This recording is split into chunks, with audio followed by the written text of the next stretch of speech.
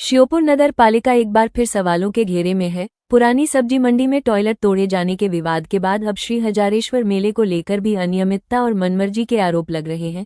सूत्रों के मुताबिक इस बार श्री हजारेश्वर मेले के लिए करीब 51 लाख रुपए का टेंडर लगाया गया है, लेकिन आरोप है कि अब तक इस टेंडर को न तो नगर पालिका परिषद से मंजूरी मिली है और न ही पीआईसी से स्वीकृति दी गई है। इसके बावजूद मेला ठेकेदार द्वारा मेला स्थल पर दुकानदारों को जमीन आवंटित कर दुकानें लगवाना शुरू कर दिया गया है।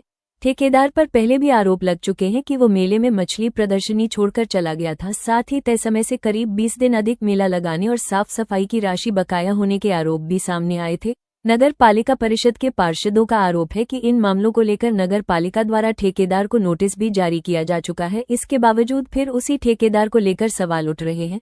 अब बड़ा सवाल यही है कि क्या नगर मेला श्री हजारेश्वर महादेव, जिसमें हर साल जनता का मनोरंजन किया जाता है, उसका हम भी बेसब्री से इंतज़ार कर रहे हैं लगने का।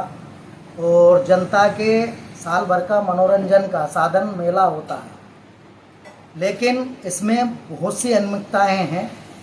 जैसे कि अभी ये मेला आज से 1 महीने पहले होना था, लेकिन परिषद न होने के कारण इसको टेंडर नहीं लगाया गया और परिषद से स्वीकृति नहीं दी गई। अभी टेंडर जब लगाया गया तो इसकी टेंडर 2 ठेकेदारों के बीच में खुला।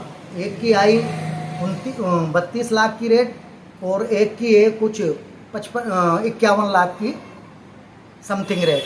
तो हम भी ये चाहते हैं कि नगर पालिका को इसका लाभ पहुँचे, लेकिन नियमित रूप से, ना कि अनियमितताओं को देखते हुए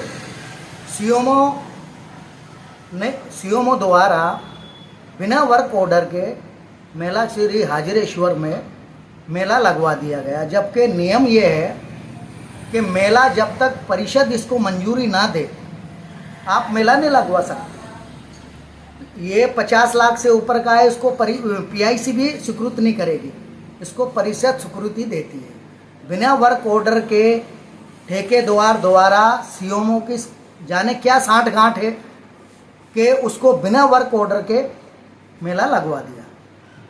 हमारा ये कहना है कि प्रशासन, कलेक्टर महोदय इसका संज्ञान ले कि भाई बिना वर्क ऑर्डर के आप काम करोगे और मान लो बीच में आपने काम किया और छोड़ के भग गए, तो इसका पैसा कौन जमा करेगा?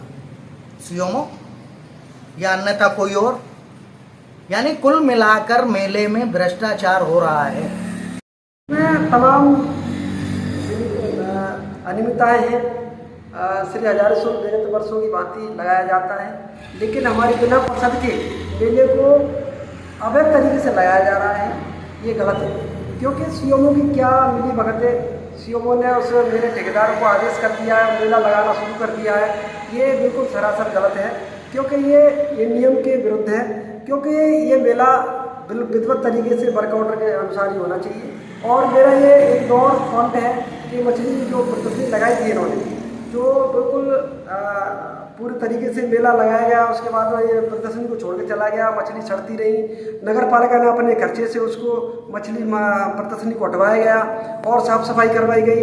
ये खर्चा सिर्फ नगर पालिका ने उठाया और मेला मालिक उस पैसे को कमा के चला गया। तमाम लोगों में और गुंडू गिरोह था, एक जेब कतरों का गिरोह था, जो मेरे को ऐसा महसूस होता है कि उस गिरोह में इनका भी हाथ था मेला मालिक का। तो उन्होंने अपने जो जेब कतरों, तमाम लोगों की जेब कतरी गई और तमाम लोगों की शिकायतें आई। मैंने उस पर शिकायत की। उसके बाद वो मेला चलता रहा। मेला चलने के बाद उसका टाइम लिमिट हो गया। टाइम लिमिट के बावजूद भी 20 दिन तक लगातार अवैध तरीके से चला गया। नगर पालिका को तमाम हानि हुई। ये 20 दिन का कितना पैसा होता है नगर पालिका का, वो जमा नहीं किया इसने। सीओमओ की क्या मिली भगत थी और लोगों की क्या मिली भगत थी, लेकिन वो अवैध तरीके से चलाता रहा, उस पर कोई कार्रवाई नहीं हुई। हमारे द्वारा अभी तक कोई स्वीकृति नहीं गई। परिषद है, पीआईसी से हम करा लेंगे स्वीकृति की 10 स्वीकृति का, और वो सबके आगे आएगा। यानी अभी तो बिना वर्क ऑर्डर के ही वो काम कर रहा है। हमने कोई उसको वर्क नहीं ऑर्डर दिया।